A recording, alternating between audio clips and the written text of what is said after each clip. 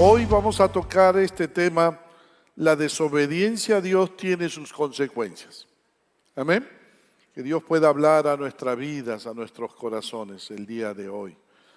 Vamos a inclinar nuestros rostros, cerrar nuestros ojos y nos acercamos a la presencia de nuestro Dios Todopoderoso. Oremos al Señor. Padre, gracias te damos por permitirnos, Señor, estar reunidos nuevamente en tu presencia, donde siempre debemos estar. Te hemos alabado y honrado. Ahora, Padre, queremos escuchar de tu palabra. Queremos escuchar del mensaje tuyo para nuestras vidas. Pedimos la asistencia de tu Espíritu Santo. No podemos hacer nada sin Él, Señor. Necesitamos de su poder, de su capacidad para compartir el mensaje tuyo, Dios, que es santo, santo, santo. Padre, permítenos, Señor, compartir con entera libertad y que tus hijos podamos responder en obediencia.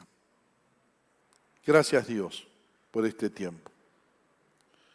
En Cristo Jesús te lo pedimos. Amén. La desobediencia a Dios tiene sus consecuencias. Mis amados hermanos, si hay algo que Dios espera de sus hijos es obediencia total. No en parte, no a medias, no. Cuidado. Alguno puede decir, pero he obedecido a Dios en esta parte, pero en esta parte no. No. Dios quiere obediencia total en todo. Jesús, el Señor Jesús fue bien claro. Si me amáis, guardad mis mandamientos. Si me amas, obedece mis mandamientos. Dios ha establecido que la mejor forma para demostrarle que lo amamos verdaderamente es cuando lo obedecemos. Esa es la forma que Dios ha establecido para que tú y yo podamos demostrarle a nuestro Dios que lo amamos. Si tú dices que amas a Dios, entonces tú y yo tenemos que evidenciarlo en nuestra obediencia. Eso quiere decir que la desobediencia le desagrada y por lo tanto quien lo desobedece tendrá que pagar las consecuencias. Un ejemplo claro de esto es el rey Saúl. ¿Te acuerdas del rey Saúl? El profeta Samuel le dijo al rey Saúl, primera de Samuel 15. Después Samuel dijo a Saúl, Jehová me envió a que te ungiese por rey sobre tu pueblo Israel.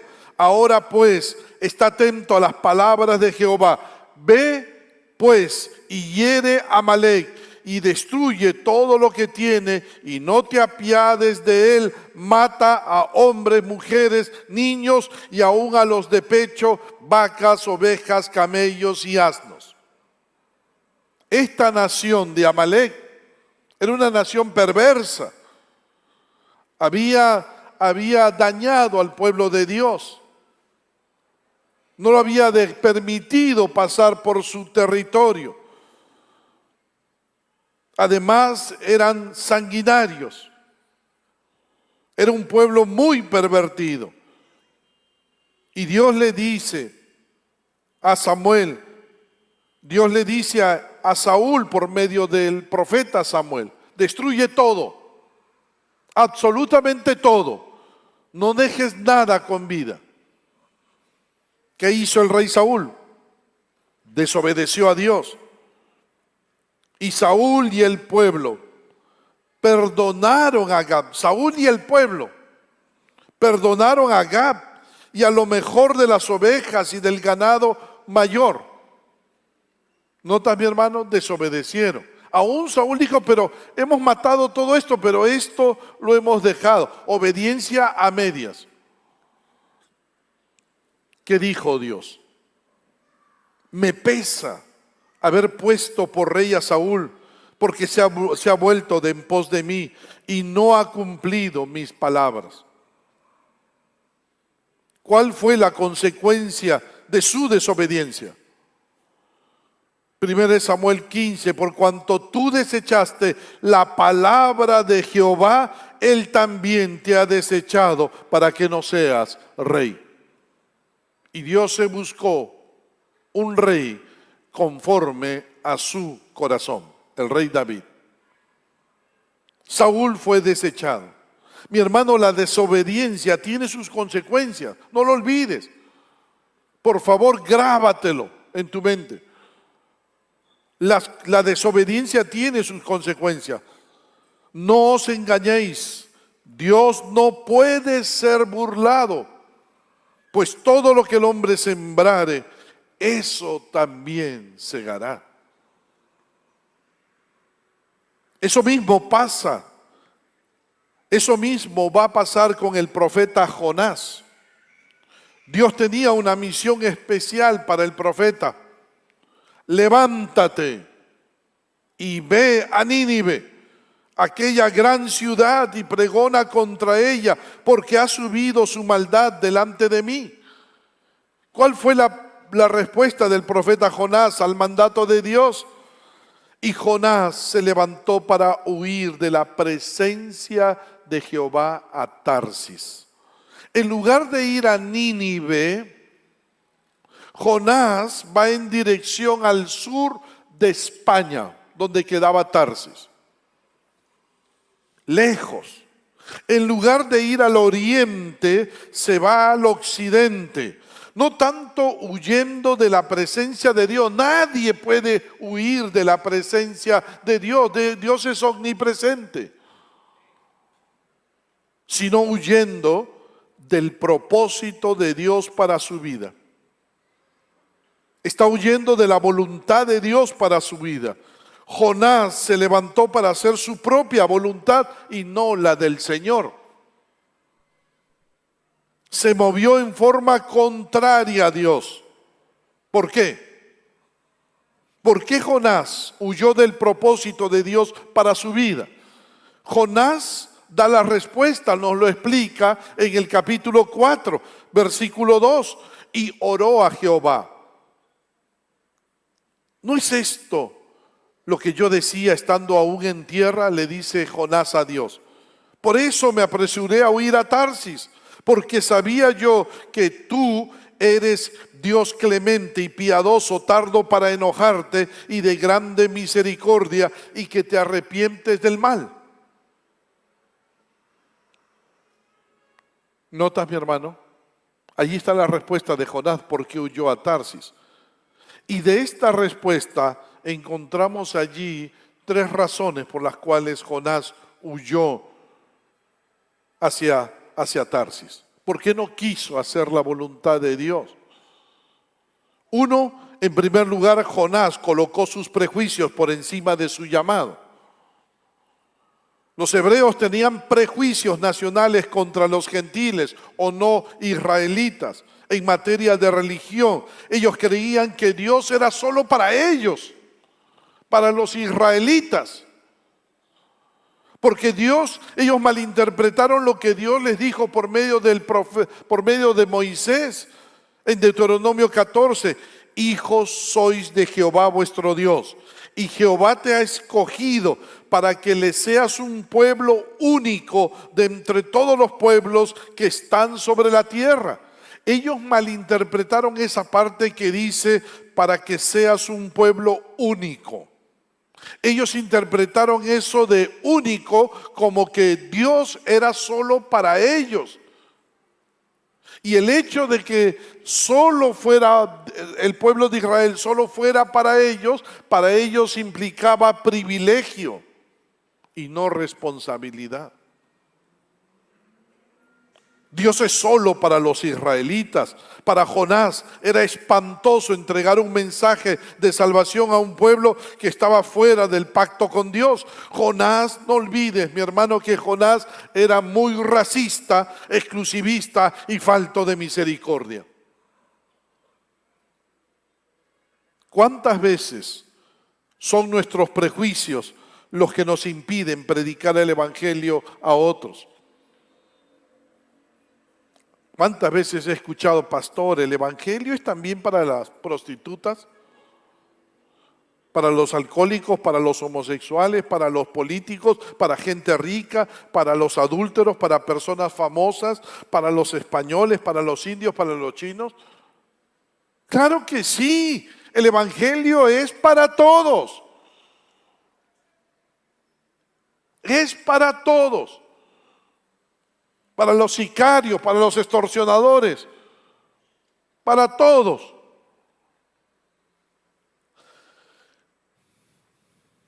Pero nuestros prejuicios a veces nos ganan. Nos ganan. Jonás 2 colocó sus odios por encima de la gracia de Dios. Es la segunda cosa que encontramos en su respuesta. Colocó sus odios por encima de la gracia de Dios. Jonás odiaba a los ninivitas. Los asirios fueron uno de los imperios más crueles del mundo antiguo. Les cortaban las piernas, los brazos, la piel y la lengua a sus enemigos. Quemaban vivos a los adolescentes prisioneros. Además, Jonás sabía por revelación, aun cuando él vivió en el año 760 antes de Cristo, pero Jonás sabía que en el año 722 antes de Cristo, los asirios, los ninivitas iban a arrasar con los israelitas. Jonás sabía eso. Y entonces Jonás por eso odiaba a los ninivitas. Y él sabía que si los ninivitas se arrepentían, Dios los iba a perdonar, y el castigo que Dios tenía para ellos, Dios ya no lo iba a ejecutar. Y él no podía pensar en eso. No, ellos merecen el castigo de Dios, merecen el infierno. No merecen estar vivos esos. Por eso Jonás le dice a Dios, por eso me apresuré a huir a Tarsis, porque sabía yo que tú eres Dios clemente y piadoso, tardo para enojarte, de grande misericordia, y que te arrepientes del mal. Es decir, yo sé que si ellos se arrepienten, tú los perdonas y no ejecutas castigo, y yo los quiero ver muertos. Jonás colocó su odio por los ninivitas por encima de la gracia perdonadora de Dios. ¿Cuántas veces nuestros odios, nuestros rencores nos impiden predicar el Evangelio a otros? Qué difícil. Pastor, usted me está diciendo que debo predicarle el Evangelio a aquel que me hizo daño, abusó de mí. Sí.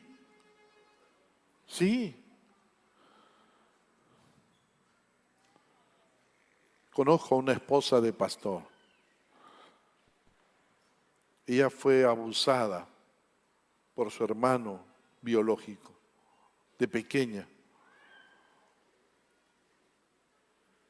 Ella creció mal emocionalmente.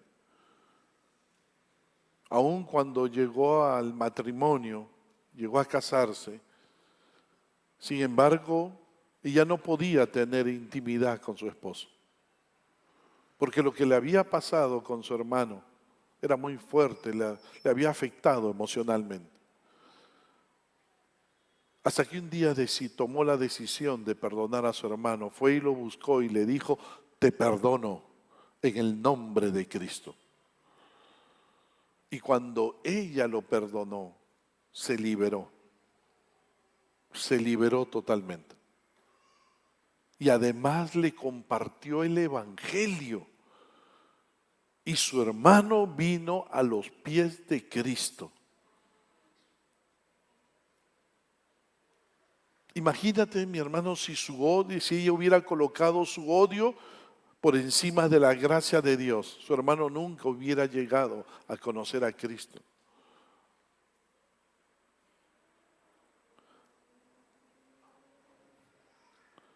Pero Jonás hizo lo contrario.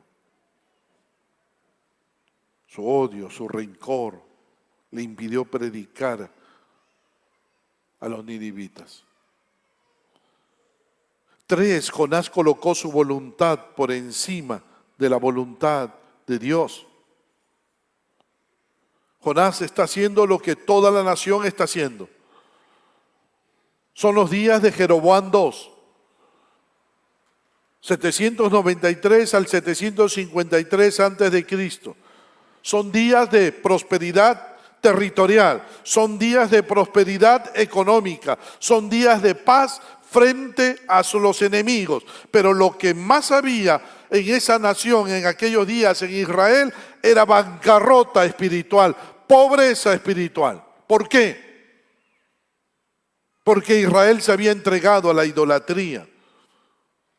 Estaban adorando a los becerros de oro que el primer gobernante, Jeroboam I, había colocado en las ciudades de Betel y Dan, y adoraban a Baal, el dios cananeo que impuso el rey Acab cuando se casó con la terrible Jezabel. El orgullo y la idolatría fueron la causa por la cual Israel se había olvidado de dar testimonio del verdadero Dios. Jonás se ve contagiado por ese nacionalismo. Jonás no está bien en su vida espiritual. Jonás hace lo que todo el mundo hace, desobedece a Dios. ¿Cuáles fueron las consecuencias? ¿Cuáles fueron las consecuencias? Fueron 5 consecuencias que pueden ser nuestras si desobedecemos la voluntad de Dios para nuestras vidas. 1. La vida de Jonás fue en descenso. La vida de Jonás fue en picada, en declive. Nota, mi hermano, mira, pareciera como algo accidental. No. Pareciera solo una descripción. No. Versículo 3, y descendió a Jope. Versículo 5, pero Jonás había bajado al interior de la nave. Versículo 15, y tomaron a Jonás y lo echaron al mar. Versículo 17, y estuvo Jonás en el vientre del pez 3 días y 3 noches. ¿Notas? Esto no es casualidad. Aunque simplemente pareciera que esto fuera una descripción de a dónde se dirigió Jonás, creo que aquí hay una muestra, y lo creen también los comentaristas, una muestra de cómo la vida de Jonás comenzó a ir en picada, en declive, en descenso, de Israel a Jope, de Jope al barco, del barco al fondo del barco, del fondo del barco al mar, y luego dentro del gran pez viaja a las profundidades del mar Jonás.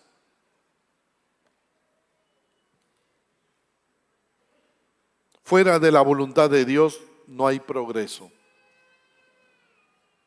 No hay progreso espiritual, hay retroceso. Tu vida se va hacia el fondo del mar, comienzas a decaer. Así es, desobedeces a Dios, te vas en picada. Tú mismo te estás haciendo daño. 2, Jonás perdió recursos innecesariamente.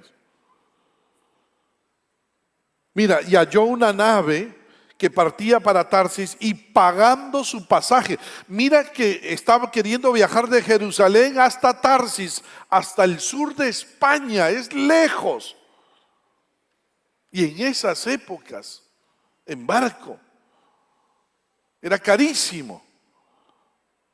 El diablo es astuto cuando quiere que vayamos en contra de la voluntad de Dios. Nos hace las cosas más fáciles. ¿Para qué? Para que creamos que estamos en el centro de la voluntad de Dios, de tal manera que digamos, ¿ves? No pasa nada si dejamos de hacer la voluntad de Dios. Encima es posible que Jonás haya dicho, qué lechero, una nave hacia Tarsis, Al final de cuentas ya Dios ha entendido que no debo ir a predicar a Nínive. Mira cómo encuentro una nave para Tarsis. Pero cuidado, esto no fue algo arreglado por Dios. Dios nunca va a estimular la desobediencia, mi hermano. Escúchame. Dios nunca va a estimular la desobediencia. Esto viene del enemigo y el costo que pagó Jonás. Jonás perdió dinero en un viaje innecesario, posiblemente unos $3,000 de hoy, tirados a la basura, al fondo del mar. Dinero no invertido en la causa de Dios es dinero que luego se va a ir en cosas innecesarias. Cuando desobedecemos a Dios, nuestros recursos comienzan a ir al agua. Te vas a preguntar, ¿y dónde se me fue mis recursos? ¿Qué pasó? Estás en desobediencia delante de Dios. 3. Jonás se mantuvo lejos de la voluntad de Dios. Mira lo que dice el versículo 3, entró en ella para irse con ellos a Tarsis, lejos de la presencia de Dios. Es decir, se mantuvo lejos de la voluntad de Dios para su vida, porque eso es lo que significa lejos de la presencia de Jehová. Y estar lejos de la voluntad de Dios es peligroso. Dios no nos bendice cuando estamos lejos de su voluntad. Al igual que el hijo pródigo. El hijo pródigo huyó de su propio hogar. Él no quería vivir bajo la voluntad de su padre. Así que se fue a vivir a una ciudad alejada cuando le pidió a su padre, dame la herencia que me corresponde. Y el padre se lo dio. Anda. Y todo le salió mal, mal. Todo lo malgastó en hacer su propia voluntad y terminó comiendo comida de cerdos. Quien vive para hacer su propia voluntad, al comienzo parece que todo va bien, pero después todo termina mal.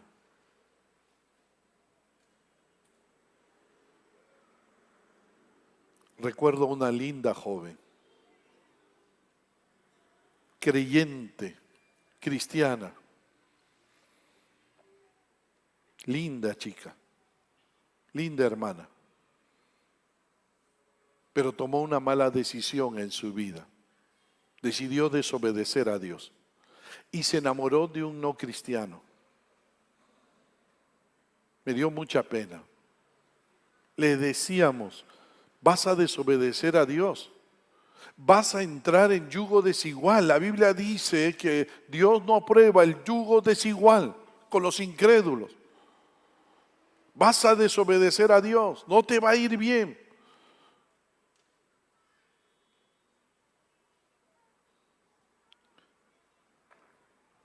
Él me ama, es buena persona, me ha dicho que va a ir a la iglesia.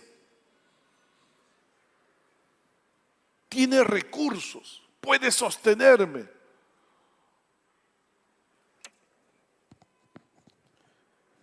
Y terminó casándose. Y no se casó dentro del Señor. Se casó en una iglesia romana. La boda fue fastuosa. La luna de miel, hermosísima. Ella sintió que estaba en el cielo. Hasta que llegaron al departamento donde iban a vivir después de la luna de miel. Esto me lo contó ella. ¿Y sabes lo que hizo el esposo? Ella entró con las maletas y él agarró la puerta y la tiró. ¡Pah! Para que ella sintiera. Fuerte. Y ella volteó asustada. ¿Qué pasó? Y él le dice, mira, de la puerta hacia adentro soy tu esposo, pero de la puerta hacia afuera ya no lo soy. Yo voy a vivir mi vida como me da la gana. De frente, terminada la luna de miel. Su vida fue una tragedia. Ese hombre le pegaba y le daba duro. Vivía con distintas mujeres. Y nunca se convirtió al Señor. Ella decía, cargo mi cruz, cargo mi desobediencia. Su vida nunca fue feliz con ese hombre. Quien vive para hacer su propia voluntad. Al comienzo parece que todo va bien, pero después todo termina mal. El problema, joven, el problema, mi hermano, no es a corto plazo, el problema es a largo plazo.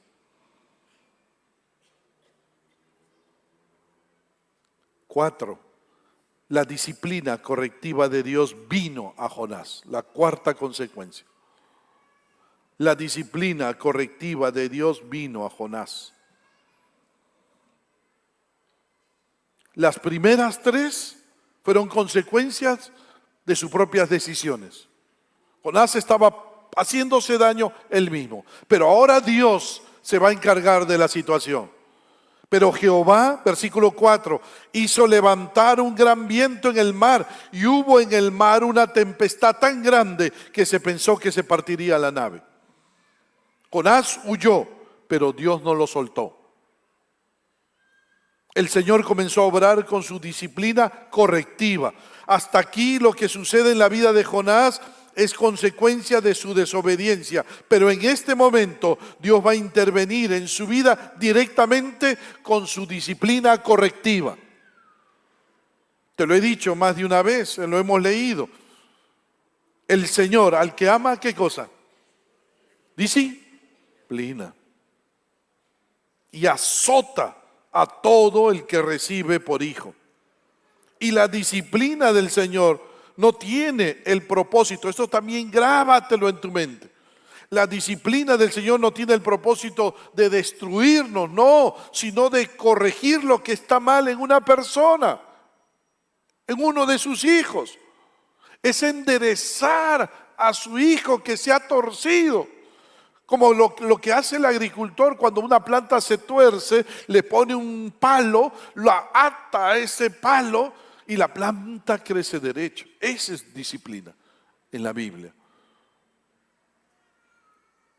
En este caso Dios usó una tempestad para hacer volver a Jonás a su voluntad. Todo creyente desobediente tarde o temprano tendrá que enfrentar la disciplina correctiva de Dios. Y Dios muchas veces nos corrige haciendo uso de las circunstancias.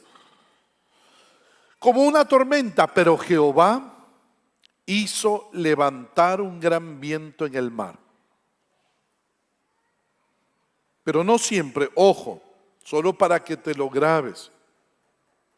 No siempre, mi hermano, una dificultad en nuestra vida es producto de un pecado, ¿no? Cuidado. No siempre. A veces puede ser, si se te rompe un hueso, no siempre es que el que se te haya roto ese hueso es producto de un pecado, sino que puede ser que te has descalcificado o ya estás en una edad muy madura y se te van a romper los huesos, producto de la vejez.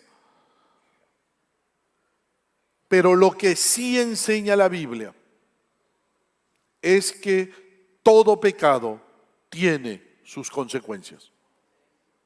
Toda desobediencia tiene sus consecuencias. Todo creyente desobediente tendrá que enfrentar la disciplina correctiva de Dios. En este caso, los resultados de la desobediencia de Jonás son inmediatos, dramáticos. Hay una tempestad dirigida directamente a Jonás. Como el caso de este hermano, yo te lo conté, te lo he contado, pero lo vuelvo a contar. Infiel, hermano, salvo en Cristo, pero infiel, inmaduro. Le costaba venir los domingos, le costaba venir al culto de oración, le costaba tomar sus cursos. Había que obligarlo, había que traerlo con cadenas. Pero cuando decíamos, muy bien, vamos a jugar fútbol, ¿quiénes se anotan? Yo. Él era el primero. Siempre estaba ahí en la cancha para jugar fútbol. Hasta que un día Dios decidió corregirlo. En una pelota dividida, yo creo que fue el Señor. Él fue corriendo a patear y vino un hermano también corriendo para patear la pelota. Yo creo que era un ángel. Un ángel del Señor que vino a patear la pelota antes que él. Pero como él ya había puesto su pie, el hermano pateó su pie, no la pelota. Pateó el pie del hermano. Y el pie se le soltó con la patada. El hermano se asustó y el pie le quedó colgando. Le dolía. Se había salido de la pierna.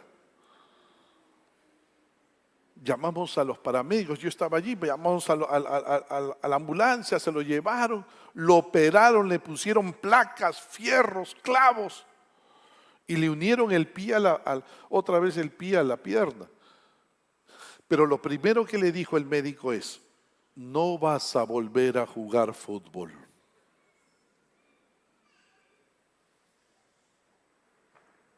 Dios le quitó lo que más amaba. Él amaba más el fútbol que a Dios. Amaba más la diversión que a Dios. Pero lo lindo fue lo que aprendió en el hospital. Cuando lo fuimos a ver, dijo, ay, pastor. Lo que no hacía cuando estaba sano, lo hago ahora que estoy aquí en el hospital. Aquí he aprendido a leer la Biblia. Aquí he aprendido a orar. Aquí he aprendido a testificar de Cristo. Oye, qué bueno. Mira, si quieres llegar a ser pastor, necesitas que te rompan la otra pierna, el otro pie. Con eso llegas a ser súper espiritual. No. Mi hermano, ¿sabes? Jonás ya había perdido la voz de Dios. Ahora Dios tiene que hablarle a través de la disciplina. Si tú no obedeces a Dios, si tú no escuchas la voz de Dios por medio de su palabra, Dios te va a hablar por medio de su disciplina. Pero igual te va a hablar Dios. Dios dice, mi hijo no me escucha de la buena manera. A mi hijo le gusta, más te pego, más me quiere.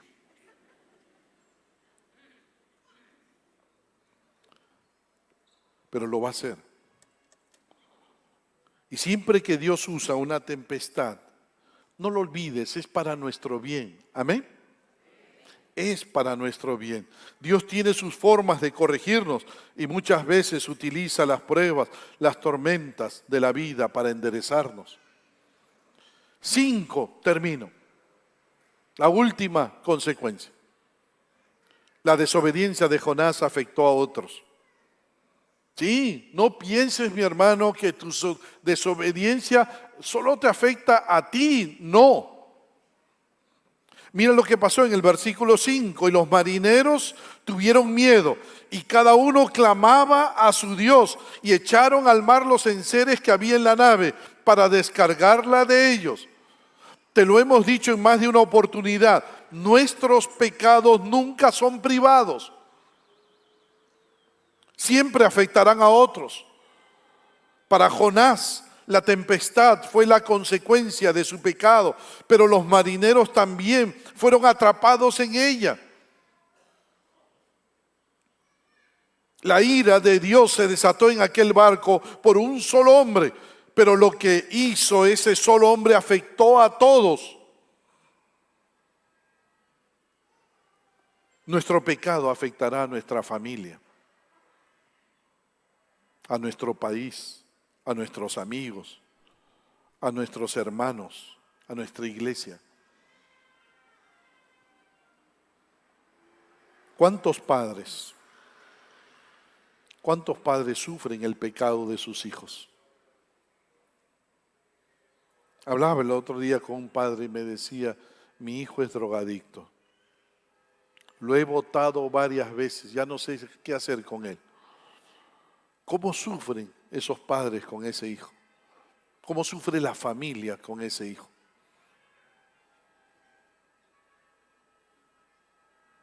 ¿Cuántos hijos sufren el pecado de sus padres?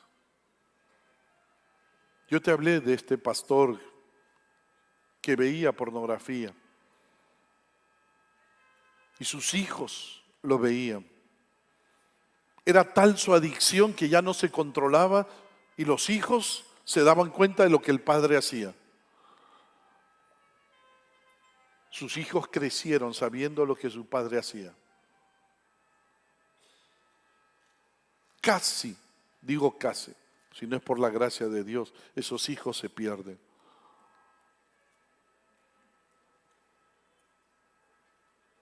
¿Cuántas esposas sufren el pecado de sus esposos? ¿Cuántas familias? Esposos que deciden adulterar y no saben el daño que ocasionan en el hogar y en la familia. ¿Cuántos esposos sufren el pecado de sus esposas?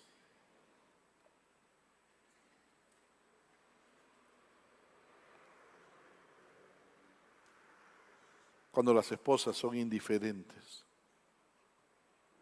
faltos de afecto.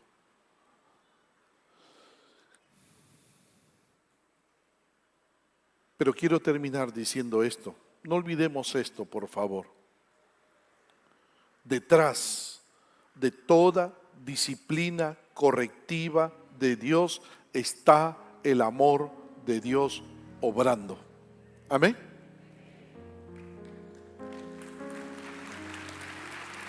Detrás de toda disciplina correctiva de Dios está el amor de Dios obrando. Nunca el odio.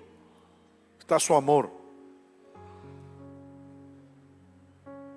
Jonás no pudo ver que muy dentro de la tempestad estaba operando la misericordia de Dios para traerlo de vuelta con el fin de transformar su corazón.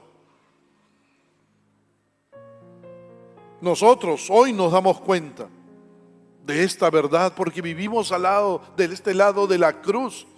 Sabemos por la palabra de Dios que Dios nos transforma por medio de las debilidades, por medio del dolor, por medio de la derrota aparente. Hay misericordia, gracia, amor, compasión, corrección en el interior de nuestras tempestades. No lo olvides. En nuestras tempestades, allí está Dios. Con su gracia, con su amor, con su compasión, queriendo transformarnos. Amén. Amén. Para participar y pertenecer a una de nuestras redes, inscríbete en los links que aparece en la descripción del video. Recuerda que también nos reunimos en nuestros grupos pequeños. Para mayor información, comunícate al WhatsApp que aparece en pantalla. Recuerda que puedes vernos a través de nuestras redes sociales. Que Dios te bendiga.